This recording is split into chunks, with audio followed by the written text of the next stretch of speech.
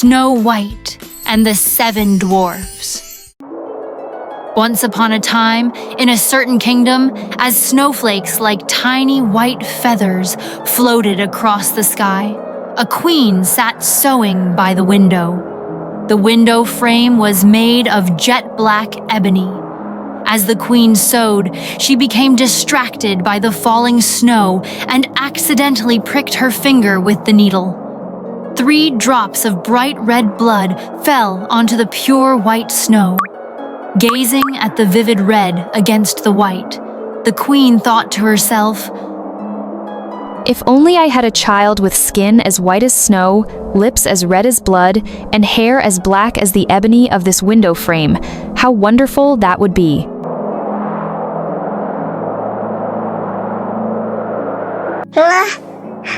Not long after, she gave birth to a daughter with skin as white as snow, lips as red as blood, and hair as black as ebony. She named her Snow White. But soon after the child was born, the queen fell ill and passed away. A year of mourning passed, and the king took a new wife. The new queen was beautiful, but she was proud and vain. She could not bear the thought of anyone being more beautiful than herself. She possessed a magical mirror, and every time she stood before it, she would ask, Mirror, mirror on the wall, who is the fairest of them all?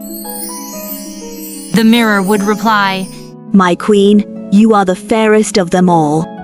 Hearing this, the queen was very pleased, for she knew the mirror always spoke the truth.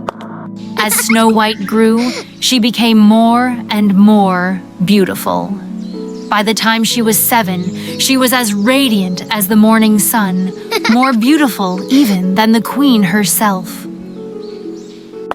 One day, as the queen stood before her mirror and asked the usual question, the mirror replied, My queen, you are fair, but Snow White is 1,000 times fairer than thee. Upon hearing this, the queen was stunned. Her face turned pale with jealousy. From that moment on, whenever she caught sight of Snow White, she felt uneasy and angry, and soon grew to hate the girl. The queen's jealousy grew stronger each day, filling her with constant rage. At last, she summoned a huntsman and ordered, Take the girl deep into the forest. I no longer want to see her face. Kill her and bring me her heart and liver as proof that she is dead. The huntsman obeyed and led the little girl deep into the forest.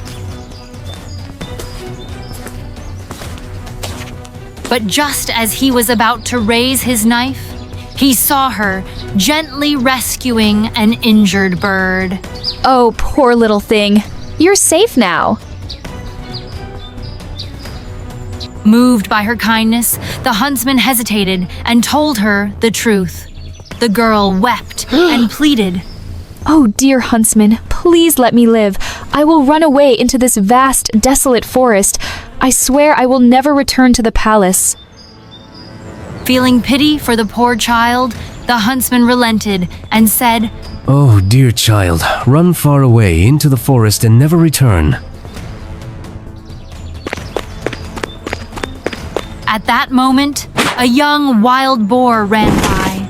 The huntsman quickly shot it and took its heart and liver to present to the queen as proof.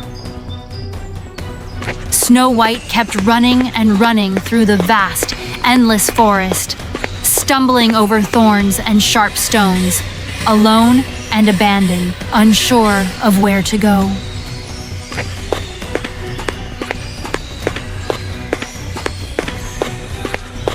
At dawn, she finally spotted a small house and decided to enter for rest. Oh my! What a dear little house! Who could live here?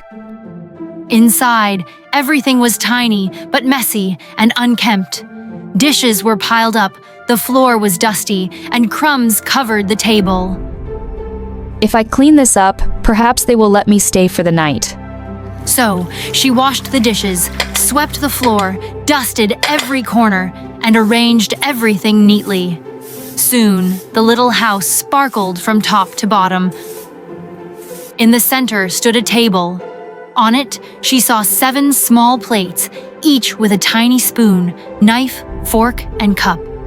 In the bedroom stood 7 little beds in a row, each covered with snow-white sheets. Exhausted and hungry, Snow White took a little bit of vegetables from each plate. After running all night, she was utterly exhausted and wanted to lie down to sleep. Oh my, they're all too little. So she pulled the beds together side by side, laid across them, and finally fell into a deep, peaceful sleep. When night fell, the owners of the little house returned. It was the 7 dwarfs who work in the mines. They carried 7 tiny lamps as they sang and marched home.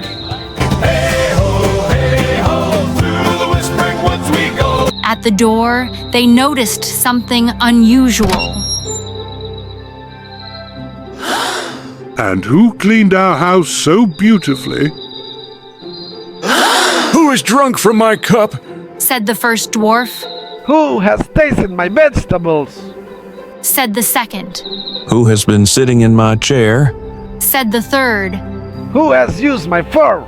Said the fourth. Who has taken a bite of my meat? Said the fifth. Who has taken my knife? Said the sixth. Who has been eating from my plate? Said the seventh. Amazed, they hurried to their beds and found Snow White lying fast asleep. Oh my, what a beautiful little girl. Overjoyed, they decided not to wake her and let her rest. And so the night passed. At dawn, Snow White woke up and saw the 7 dwarfs standing around her. Startled and frightened, she sat up, but the 7 little men smiled warmly and asked, Fine maiden, what is your name? My name is Snow White. How did you come to our house? Snow White told them everything. How her stepmother had tried to have her killed, how the huntsman had spared her life, and how she had run all day through the forest until she found their little house at dusk. The dwarf said, If you agree to take care of our house, cooking, making the beds, washing clothes, and keeping everything tidy, you may stay with us and you will want for nothing. Yes, with all my heart, I would love to stay. And so Snow White stayed with the 7 dwarfs. The kind dwarfs warned her, Beware of your stepmother. She will soon find out that you are here. Do not let anyone into the house. During the day, Snow White remained alone at home. Meanwhile, the queen was convinced that Snow White was dead and believed that she was once again the fairest in the land. Mirror, mirror on the wall, who is the fairest of them all? My queen, you are fair here, but Snow White beyond the mountains with the 7 dwarfs is fairer still than you. The queen was shocked, for she knew the mirror never lied. She immediately realized that the huntsman had deceived her and that Snow White was still alive. Filled with rage and jealousy, she could not rest until she had rid herself of Snow White. She devised a wicked plan, disguising herself as an old peddler woman dressed in rags, and made her way across the 7 mountains to the dwarf's cottage. Knocking on the door, she called out, Fine wares for sale, beautiful goods. Who would like to buy? Snow White was sweeping the house and wondered who that could be.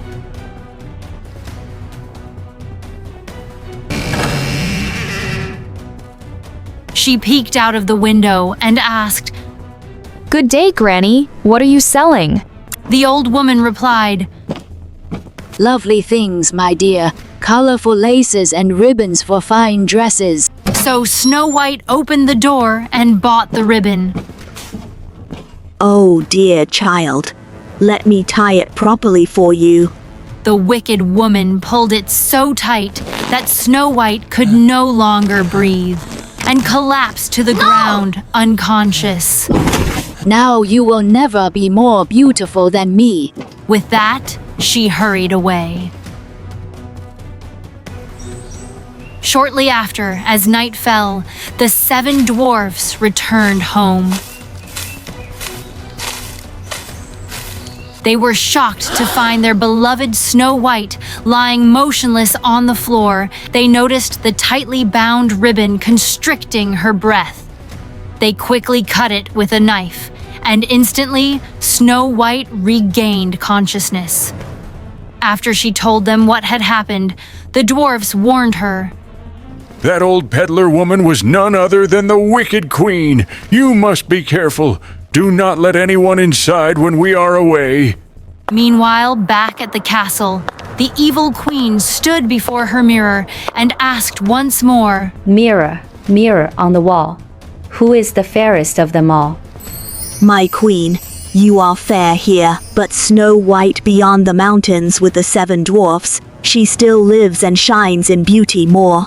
Upon hearing this, the queen's blood boiled with rage.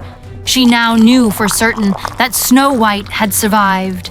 Using her dark magic, the wicked queen crafted a poisoned comb. She then disguised herself once more, this time as a different old woman, and crossed the 7 mountains to the dwarf's cottage. Knocking on the door, she called out loudly, Beautiful combs for your lovely hair. Come and see. Snow White peered out and said, Go away. I am not allowed to let anyone inside. The old woman said sweetly, Surely no one will mind if you simply take a look at this lovely comb from your window. She held up the poisoned comb. Snow White, enchanted by its beauty, allowed the woman to brush her hair. But the moment the comb touched her scalp, the poison seeped in, and Snow White collapsed unconscious once again. The wicked queen cackled. Now the fairest in the land is finally dead. Fortunately, it was nearly dusk, and the 7 dwarfs returned home. They discovered the poisoned comb lodged in her hair. The moment they removed it, Snow White gasped and instantly regained consciousness. She told them everything that had happened. Once again, the dwarfs warned her. You must be extremely careful. No matter who comes, do not accept anything from anyone. Upon returning home, the queen once again stood before her mirror. My queen, you are fair here, but Snow White beyond the mountains with the 7 dwarfs is fairer still than you. Hearing this, the queen trembled with rage. She screamed, Snow White must die, even if it costs me my own life. Determined, she prepared a deadly poison and soaked it into a beautiful white and red apple. Only the red half contained the deadly poison. The queen disguised herself once more, this time as an old peasant woman.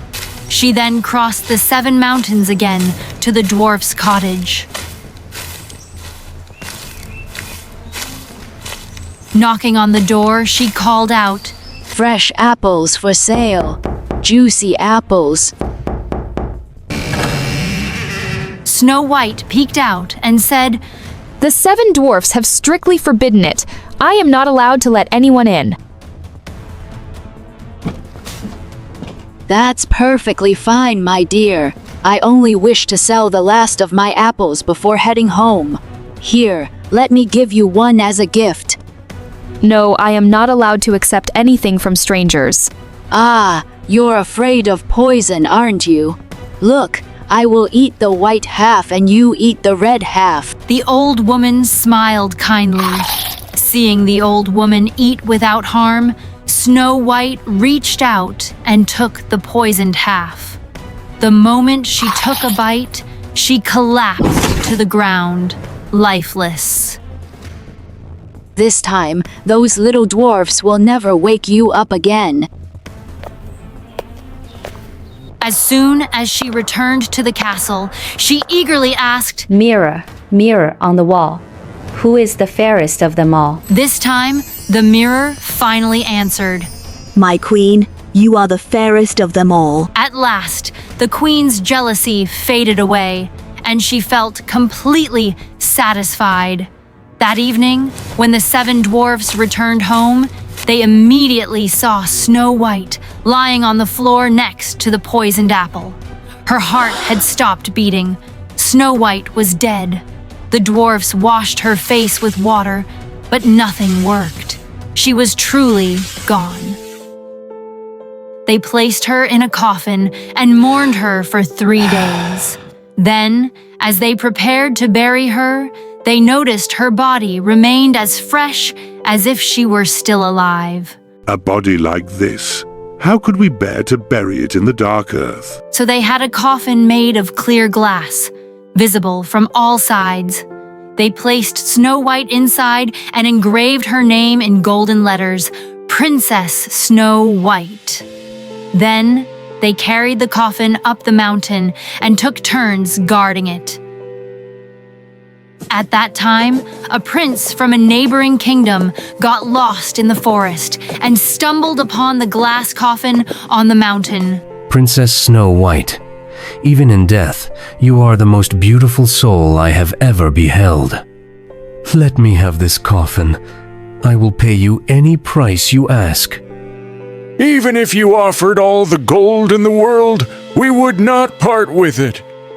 Then give it to me as a gift, for I cannot live without seeing Snow White. I love and cherish her more than anything in this world. The prince pleaded.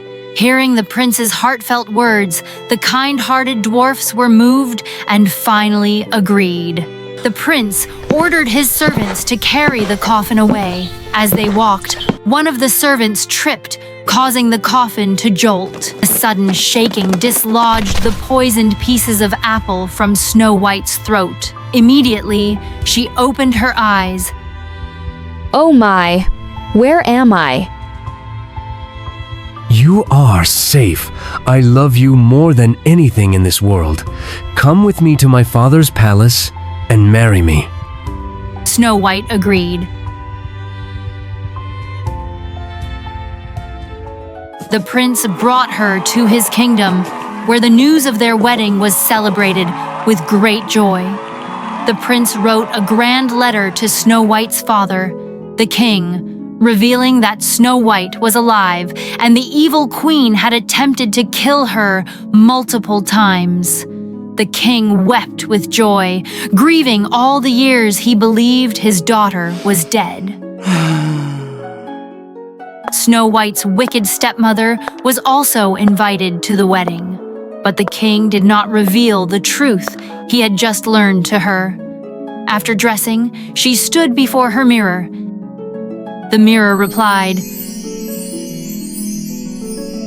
My queen, you are truly fair, but the young queen is beyond compare. Fear gripped her as she realized she no longer held the title of the fairest.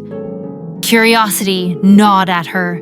She couldn't resist seeing this young queen for herself. The wedding was magnificent and celebrated with great splendor and joy. As Snow White's father walked into the grand hall, he saw her and rushed forward. They embraced tightly, both in tears.